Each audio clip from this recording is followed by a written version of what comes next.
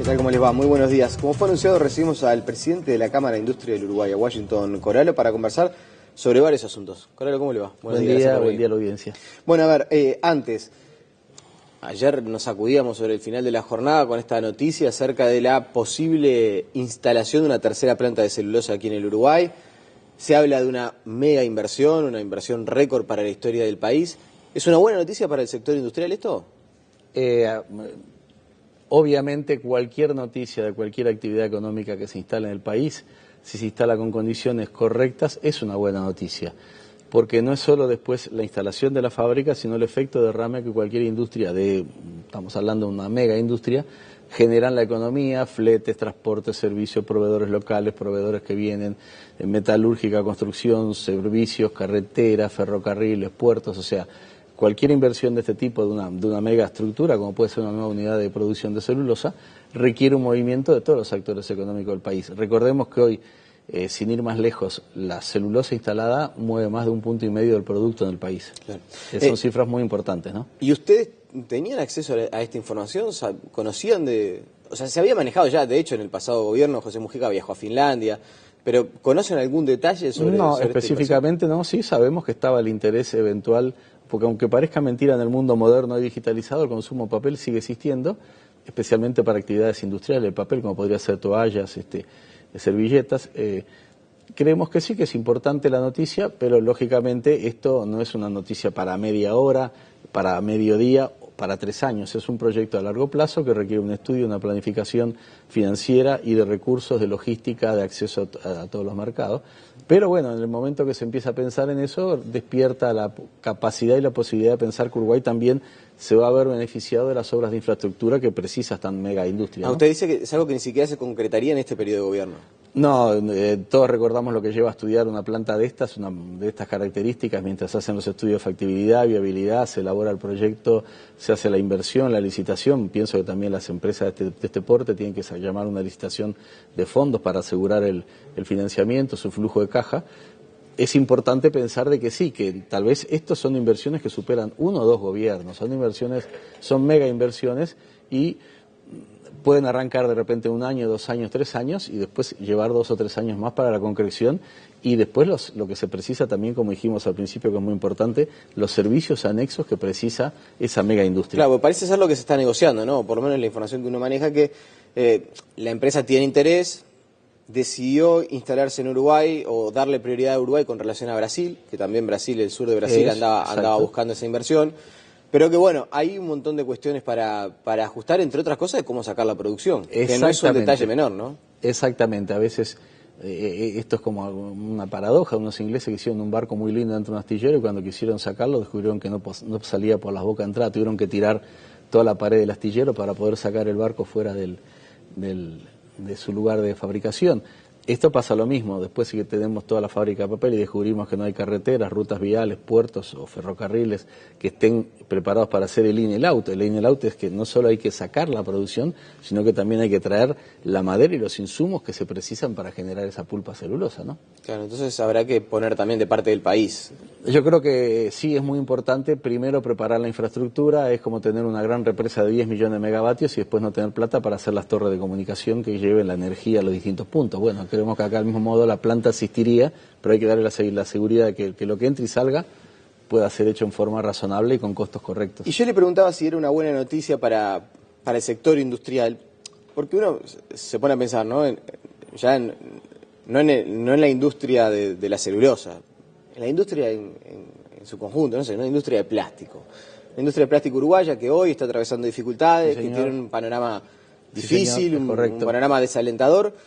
¿Qué le mueve la aguja que eventualmente en unos años venga a instalarse una fábrica de celulosa? Más allá del efecto derrame. Es más, muchas veces ustedes comentan después, no, bueno, sí, la actividad manufacturera creció en el país, pero creció por la fábrica de celulosa, o que aumentó el PBI por la fábrica de celulosa. En realidad nosotros no estamos en aumento. ¿Pasa un poco eso de que una mega inversión de estas características es buena para el país, pero quizás para el sector no lleva tanto impacto? A ver, es lógico pensar que una mega inversión nunca va a tener el efecto derrame sobre el 100% de la economía. Vamos a dar un ejemplo práctico que está pasando en Uruguay hoy, que podría ser la futura explotación petrolífera o de los campos de petróleo si eventualmente hubiera. Ya hemos estado en contacto con el Ministerio pensando qué industrias uruguayas podrían eventualmente proveer servicios o proveer productos terminados. Servicio me refiero a hacer mantenimiento de cualquiera de las actividades que estuvieran relacionadas con la explotación petrolera o a productos como podía ser caños, accesorios, válvulas especiales con las normas internacionales que requiere ese producto.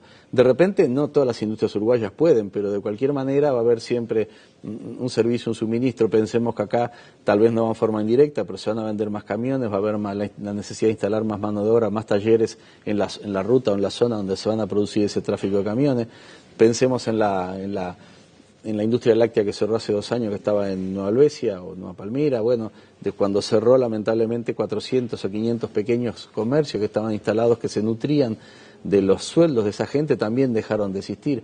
Entonces, cualquier actividad económica no hay duda que no toca a todos los sectores de la economía, pero sí ayuda en forma directa o indirecta a que todos los actores económicos, hasta la posibilidad de conseguir empleo, la posibilidad de capacitar técnicos. A veces uno mira y ve con preocupación que el año pasado la tecnicatura que más se recibió de distintas escuelas de nivel medio fue la de técnico lechero, y vemos que Uruguay, la parte de lechería, hay una crisis del sector, entonces se preparó y se formó gente y después no garantizamos lo que después, si queremos hablar, que es lo que se llama el concepto de sustentabilidad de la empresa. Los pilares básicos que habla hoy la OIT, los 17 pilares que tiene que tener una industria para ser capaz de sostenible, porque de nada se gana con invertir y generar una expectativa en el país para recibir empresas o capitales si después no le damos las condiciones para que esos capitales permanezcan y lógicamente tengan el desarrollo que precisa el país y que vuelquen su efecto, ¿no? Ya conversamos un poco sobre este asunto. Es una noticia que se conoció en las últimas horas. ¿Contrasta con el paro general de hoy? ¿Con el estado de ánimo que se tenía ayer hasta el...? Digo, porque estas noticias impactan sobre el estado de ánimo, ¿no? Es como un aliento de esperanza en una situación que era difícil. En medio de un paro general que se prevé va a ser de los más grandes de los últimos tiempos. Entonces... Es un poco como la paradoja, maten al mensajero de las malas noticias. Nosotros ya hemos sostenido nuestra posición, creemos que el paro pierde todo el país, pierde los trabajadores, pierden las empresas, pierde el país, pierde el gobierno. No es una buena medida un paro general. Se pueden buscar soluciones alternativas para pelear por los que uno considera que es justo, pero que quede claro que acá a veces pasa que lo que se consigue después de un paro salvaje que demora de repente mucho tiempo, el efecto de la mejora diluido en el tiempo de repente da 3, 4, 5 años. Entonces hay gente que realmente precisa trabajar, hay gente que precisa el sueldo y ese sueldo se pierde en el día de hoy. Entonces reconocemos el derecho al paro, está consagrado por la Constitución, lo consagra la OIT, pero a veces creemos que no es bueno hacer un paro sin antes analizar bien las causas. ¿Y cuánto impacta en la industria, en un industrial, una medida como la de hoy? Impacta en todos los niveles, impacta en todos los sectores, no podemos cuantificarlo. Sí, no, dependerá de cada empresa, eso me imagino, pero si hiciéramos un cálculo muy grosso de que el PBI del Uruguay podría rondar los 50.000 millones de dólares y tenemos 365 días, podríamos pensar que Uruguay es un país que tiene unos 1.000 millones de dólares diarios de actividad, un poquito más de 1.000 millones de dólares, por dar una idea, más están los valores estáticos. Y bueno, y si es un paro que genera, de repente un paro de esto le cuesta 100 millones de dólares al país.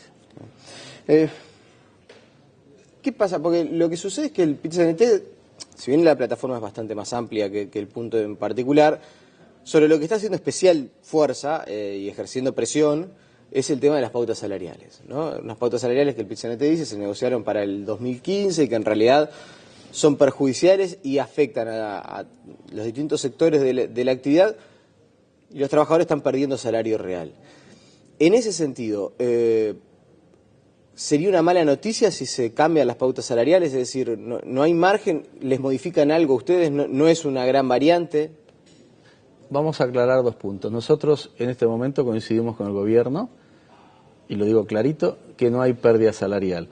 Se ha puesto como ejemplo 2 sectores, entre los cuales, por ejemplo, se pone la metalúrgica, un sector que está atravesando dificultades y se habla de que tiene una pérdida real de salario de un 2 y poco %. La capacidad del salario real es muy simple. El año pasado yo cobraba mi sobre 1, junio del año pasado cobraba 1 y junio de este año los funcionarios de la industria metalúrgica están cobrando un 14%, más un fondo especial que tienen compensatorio y dentro de 7 meses van a estar cobrando, que es el laudo más el 10, van a estar cobrando cerca de un 18%. O sea, que eventualmente si la inflación a su vez dispara por arriba de un 10, esa caja de ahorro que formaron las cajas metalúrgicas privadas, al mes siguiente la van a estar cobrando. Entonces, si analizamos fríamente, por ejemplo, el sector metalúrgico no ha perdido salario. El sector metalúrgico de un año, o sea, un año constante, junio a junio, el sector metalúrgico está teniendo un aumento de cerca de un 14%. O sea que hay un ejemplo que se pone que no es verdad. Bueno, para nosotros, nuestra manera de analizarlo a nivel de la Cámara de Industria, entendemos que no es así, le damos la razón al gobierno. No hay una pérdida efectiva. Y aunque hubiera una pérdida eventualmente, por ejemplo, el sector metalúrgico ha formado una caja, una especie de caja corriente entre sus funcionarios, que si la inflación pasa del 10 o algo más del 10, ellos tienen derecho inmediatamente a cobrar parte de esa diferencia a través de esa caja. Del mismo modo, recordemos que además el sector metalúrgico es un sector que ha perdido puestos de trabajo, ha perdido puestos de empleo. Entonces acá viene otra dicotomía, otro paradigma, por decir así. ¿Qué es preferible hoy en un momento en el cual ayer escuchábamos un economista que decía es difícil atraer inversiones porque no hay mercados para colocar los productos? Bueno, es un poco como que salió primero la gallina del huevo. Normalmente cuando viene una empresa a invertir a Uruguay, sea nacional o extranjera, nadie hace sus previsiones sin tener la posibilidad de hacer lo que se llama el estudio de mercado, ver lo que yo voy a fabricar, a dónde lo voy a dirigir. Entonces, en el momento que alguien se instala en el país es porque tiene la capacidad, como dicen los americanos, de keep to the success y de market access. El problema es tener hoy la llave a los mercados. Entendemos que es importante, sí, esa posibilidad de tener los accesos a los mercados. Y entendemos que también cuando se pierden puestos de trabajo y hay la posibilidad de recuperar esos puestos de trabajo, yo siempre digo, la única conquista seguro que tenemos en la vida es después que nacemos morir. Después no hay ninguna otra conquista más allá, sí, de los derechos del trabajo digno, pero yo no puedo garantizar, un país no puede garantizar que la industria o las actividades productivas del país, agro, comercio, industria y servicios se mantengan. Porque si se da la paradoja que todo se cae, no va a haber a quién hacerle paro porque no hay empresas para parar. Claro, pero es tan así, por ejemplo, si el gobierno resolviera flexibilizar las pautas salariales y que si la inflación está por encima de las perspectivas, que claramente está, en vez de ajustar o recuperar el salario real a los 18 meses, se recupera el año. ¿Eso significaría un impacto para la industria? O sea, ¿sería una mala noticia? No sé si lo podemos definir como mala noticia. Acá la mala noticia es cuando se pierde un puesto de trabajo. Y ahí vamos al otro concepto. Yo prefiero tener un aumento de un 10, y si la inflación fue un 11, vamos a dar un ejemplo, en el cual yo eventualmente pierdo en forma, porque nosotros siempre decimos, hay dos temas que son estructurales y coyunturales. Yo creo que Uruguay está pasando por un momento coyuntural. Entendemos que va a haber señales que van a permitir recuperar. Si usted está ganando X y le ofrecen X más 10 o X más 11, si usted no acepta X más 10 y quiere X más 11 y la empresa se ve obligada a cerrar, es preferible, yo sé que de repente, con todo respeto, tenemos muy buena relación en la parte de lo que es conceptos básicos con el PIT-CNT. De hecho, estamos trabajando con ellos en el estudio de nuestra queja, que está presentada frente a Ginebra. Pero si usted me dice, yo prefiero ganar el 10% ahora y esperar que el año que viene mejore y cuando la situación de la empresa lo permita distribuir o mejorar los sueldos, que hoy, por querer un 2 puntos más de aumento, me pierda el 100%. O sea, 2 puntos de aumento de sueldo me puede representar la pérdida del 100% de sueldo. Entonces creemos que hay otros mecanismos que permitirían manejar la pérdida eventual de los sueldos. Esto es una idea que se hace en otras partes del mundo. No es una idea obligatoria, no es necesaria, pero es la posibilidad de tener lo que se llama a fin de año un fringe benefit, o un beneficio marginal, en el cual aquellos sectores que tuvieron desempeño razonable puedan distribuir entre sus funcionarios de común acuerdo un porcentaje de sus utilidades. Esto no es obligatorio, algunos pueden decir, Coralo está haciendo lo que dicen los países capitalistas, el bono, el premio a fin de año, el porcentaje de acciones eventualmente si la empresa cotiza en bolsa, para que la persona además de cuando tiene su jubilación también tenga derecho a tener una mejora. ¿Y lo van a plantear esto en el...? Sí, ya lo hemos planteado. El secreto de esto es que ese dinero tiene que estar exonerado de IRPF y tiene que estar exonerado de BPS. Ese dinero tiene que ser un porcentaje que fijan de común acuerdo empresas y trabajadores. Algunos dicen, sí, pero la empresa dice que va a repartir el 5, le hace firmar al trabajador el 2 y se queda con el 3.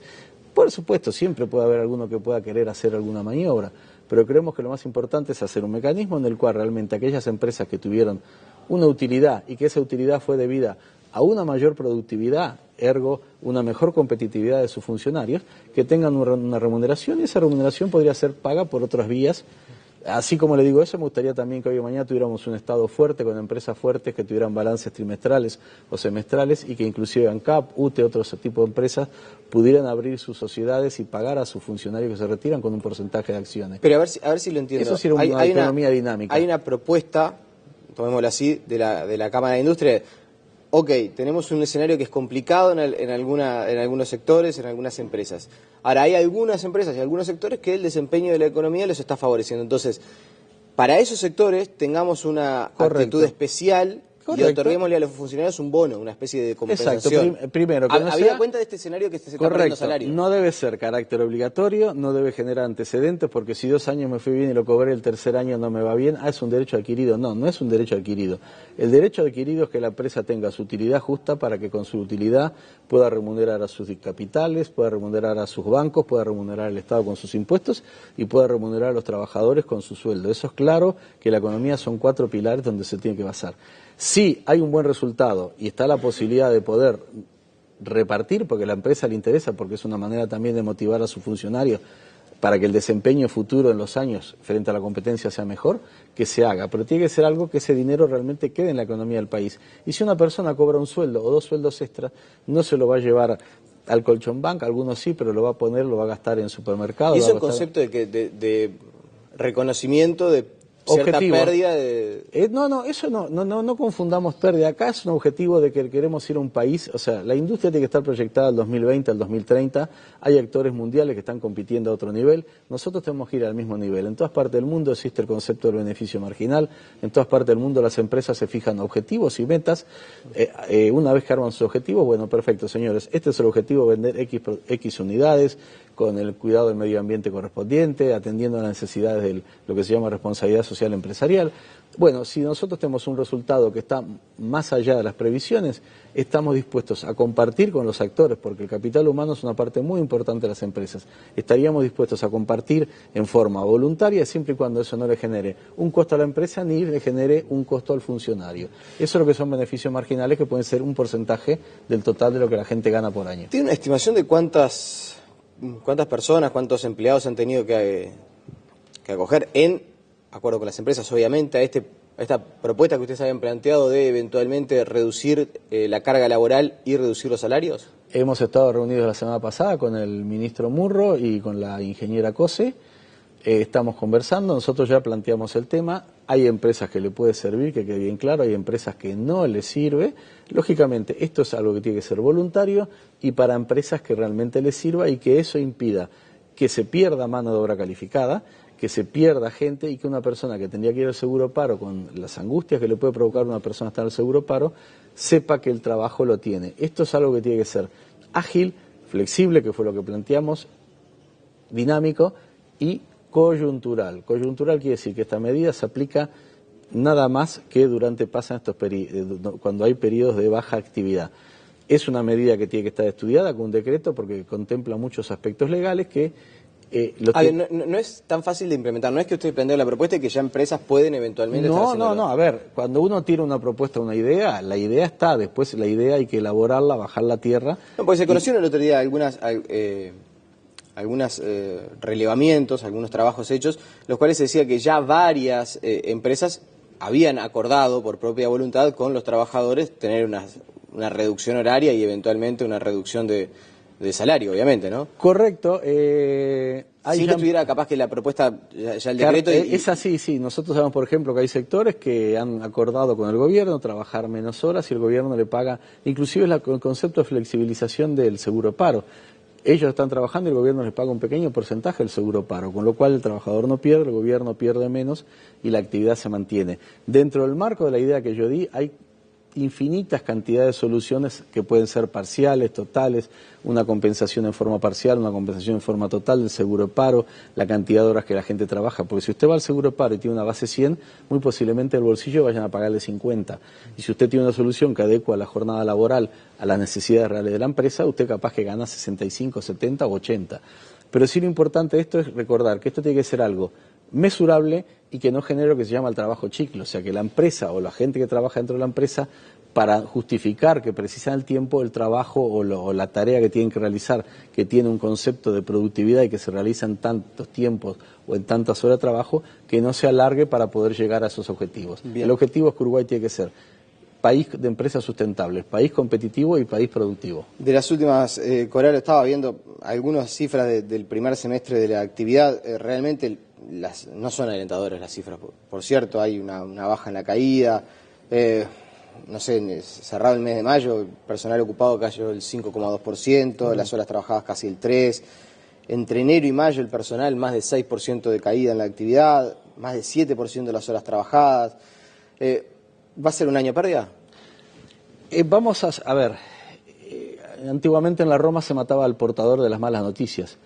Creemos que si bien el primer trimestre del año ha sido malo, el segundo trimestre del año no es tan malo. Creo que hay que dar algunas noticias positivas, si bien las manufacturas de origen industrial han caído, las manufacturas de origen agropecuario han caído. Por ejemplo, un dato importante es que la encuesta de expectativas industriales, que si bien viene abajo, la última encuesta no cayó, se mantuvo estable, con lo cual quiere decir que ese periodo que veníamos en caída estamos logrando mitigarlo. Hay expectativas centradas en Brasil, tal vez no para este año, como hemos dicho, segundo semestre, a partir de marzo, de septiembre, octubre podría haber un desempeño mejor de Brasil.